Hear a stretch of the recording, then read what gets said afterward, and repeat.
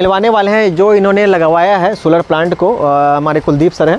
ठीक है, तो कुलदीप जी बताएंगे कि कैसे कैसे इन्होंने लगाया है, कितने दिन में लगाया है, कितना टाइम लगा इसको लगाने में, एंड लोग लगाना चाहेंगे तो कितने दिन उनको लगेगा कि आप उनको लगा के दे सकते हो।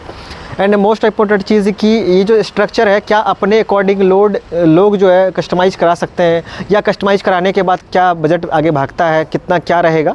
हम बजट भी एक अप्रॉक्स, हालांकि कोई एग्जैक्ट फिगर तो कोई देता नहीं है, क्योंकि कस्टमाइज़ होने पे थोड़ा प्राइस जो आगे पीछे हो जाता है। तो जो भी चीज़ है हम जानते हैं कुलदीप से।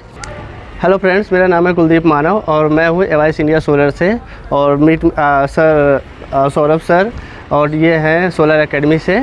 और मैं आपको जानकारी देना चाहूँगा कि ये हमारे गुरु रह चुके हैं पहले, और इनके ही बताने से तरीके से जो मैं आज काम कर पा रहा हूँ या सीख रहा हूँ, इन्हीं के ज़रिए हो रहा है। तो मैं इंट्रोड्यूस करवाता हूँ ये 10 किलोवाट के सिस्टम से, और जिसको बढ़ा के हमने 12 किलोवाट किया है। तो आपको इसका प्रोसेस बताता हूँ कैसे क्या हमने किया है, किस तरह से तैयार किया है, क्या क्या करना पड़ता है, वो A to Z आपको सारा प्रोसेस मैं अभी आपको बताता हूँ कि किस तरह से कैसे लगा हुआ है, कहाँ से स्टार्ट हुआ है, कितने टाइम में आपको लग जाएगा।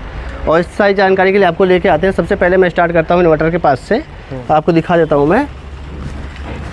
जो भी ये लगा हुआ है, ये आपको देख अगर आपको देख पा रहा होगा, ये सारा सिस्टम यहाँ से आके कंट्रोल हो रहा है। ये लगता है DC-DB, यहीं से पूरा जनरेट होके इसको कन्वर्ट करके हम लेके आते हैं। जो भी वोल्टेज होते हैं, अगर हम सीरीज़ में ना करके पैरेलल में करेंगे तो वोल्टेज बनेगा नहीं। जैसे थोड़ी बहुत जानकारी अगर लोगों को पता होगा कि हमारे इन्वर्टर की जो VOC होती है, उसके हिसाब से हम वहाँ से सीरीज़ पैरेलल करके लाके हमारे से DC-DB में देते हैं। फिर यहाँ से वोल्टेज कंट्रोल होता है, फिर उसके ज़रिए जितने हमें नीड होती है, जितने वोल्टेज की, लाके हम इन्वर्टर को देते हैं। फिर हमारे इन्वर्टर का क्या काम होता है, ये हमारे वोल्टेज को रीड करता है कि हमें जितना चलाने के लिए, जितना हमें इन्वर्टर को ऑन करने के लिए हमें वोल्टेज चाहिए होता है, हमें वोल्टेज आ रहा है कि नहीं आ रहा है। वो आपको यहाँ पे अगर आप आएंगे, थोड़ा सा हम आपको जानकारी देना चाहेंगे। यहाँ पे आप यहाँ पे आके देख सकते हैं। मैं आपको इसका डिस्प्ले दिखा देता हूँ सर। ये आप डिस्प्ले देख लीजिए, इस पर दे रखा है मैक्स इनपुट वोल्टेज। आप देख पा रहे होंगे 1100, आपको 1100 देना है। और मिनिमम जो है इसका MPPT है, जो मिनिमम MPPT है वो 160 वोल्ट। कहने का मतलब है कि 160 से 1100 का आपका वोल्टेज इसको, इस इन्वर्टर को ऑन करने के लिए चाहिए। उसके बाद ये अपना काम चालू कर देगा। फिर यहाँ से क्या है, जनरेशन DC को AC में कन्वर्ट करके ये अपने हमारे AC बॉक्स में देगा। फिर यहाँ से हमारे डिस्कॉम के पास जाएगा, वहाँ पे हमारा एक नेट मीटर लगेगा और एक लेने देने वाला इंपोर्ट एक्सपोर्ट का डिवाइस लगेगा, जहाँ से आपका पूरा रीड करेगा आपने महीने में कितना लिया है, कितना दिया है, कितना क्या किया है। और थोड़ा सा आगे बढ़ते हैं, मैं आपको दिखाता हूँ। ये बैलेंस ऑफ सिस्टम है, बैलेंस ऑफ सिस्टम है। अभी तक आपने देखा होगा, आपने कभी सोलर देखा होगा, कहीं भी देखा होगा, देयर इज़ काफ़ी टाइप के स्ट्रक्चर आते हैं। C टाइप का आता है, स्क्वायर पाइप आता है, गोल वाला भी आता है। तो यहाँ पे कस्टमर के हिसाब से होता है कि आप कितने प्रीमियम तक जा सकते हैं, या लोअर में चाहिए, आपका रूफ कैसा है, आपका एरिया कैसा, उस हिसाब से डिज़ाइन होता है। तो ये जो स्ट्रक्चर लगा है, ये स्ट्रक्चर जो है आप देखेंगे 100 का है। ये 100 स्क्वायर में इधर से, 100 स्क्वायर में इधर से। तो स्क्वायर पाइप है। ये मैं परगोला में आप देखते होंगे दूसरों के छत पे लगा होता, तो सिर्फ लोग शेड के तौर पे यूज करते हैं। तो अभी क्या है, उस पर सोलर का इस्तेमाल करके लोग उस बच्चे को छत को अपना इस्तेमाल कर लेते हैं। तो ये हमारा 12 किलोवाट का सिस्टम है। ना करते हुए 12×4=48 का, ये 50 यूनिट एक दिन में आपको बना के देगा। और ये मैं आपको पूरा 365 दिन का रेशो बता रहा हूँ मैं, जो आपका साल भर का 365 दिन होता है, उसका रेशो मैं बता रहा हूँ। आपका 365 दिन का 4 यूनिट के हिसाब से हम काउंट करते हैं, लेकिन ये आपका मौसम के हिसाब के, वेदर के हिसाब से अप डाउन होता रहता है। तो ये आप देख लीजिए। यहाँ पे आपको मैं, अगर आपको थोड़ी सी जानकारी हो तो आप एंगल निकालेंगे, तो इसका ये 16 से 17 डिग्री पे है, क्योंकि परगोला में इतना होता नहीं है, लेकिन हमने जनरेशन के हिसाब से एक अच्छे से कर रखा है बैलेंस ऑफ सिस्टम।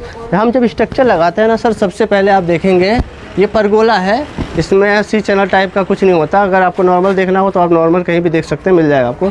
तो हम क्या करते हैं, जितना ये मजबूत आपका स्ट्रक्चर है, जितना वेट है, उसको मजबूती से रखने के लिए हमारी शर्तें भी होती हैं कि हमें इसको कैसे माउंट करना है, कैसा चिपिंग करना है, उस सबको ध्यान में रख के करना पड़ता है। ये थोड़ा सा सिस्टम लेट हो गया है आपका, मैं वीडियो थोड़ा सा लेट शूट कर रहा हूँ, तो मैं आपको बताता कि इसमें एक फिशर केमिकल आता है।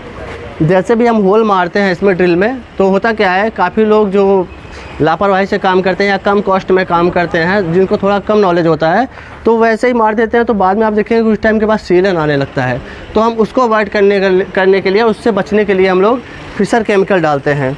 फिशर केमिकल डाल के फिर एंकर वेयर वाले फास्टनर आते हैं, जो हम RCC के लिए प्रॉपर यूज होता है। और कई होते हैं पत्ती वाले फास्टनर यूज करते हैं, पिन वाले, लेकिन नहीं, अगर आप रूफ टॉप का अगर सिस्टम लगा रहे हो, RCC पे लगा रहे हो, तो आपको एंकर वेज वाले ही फास्टनर लगाने पड़ेंगे।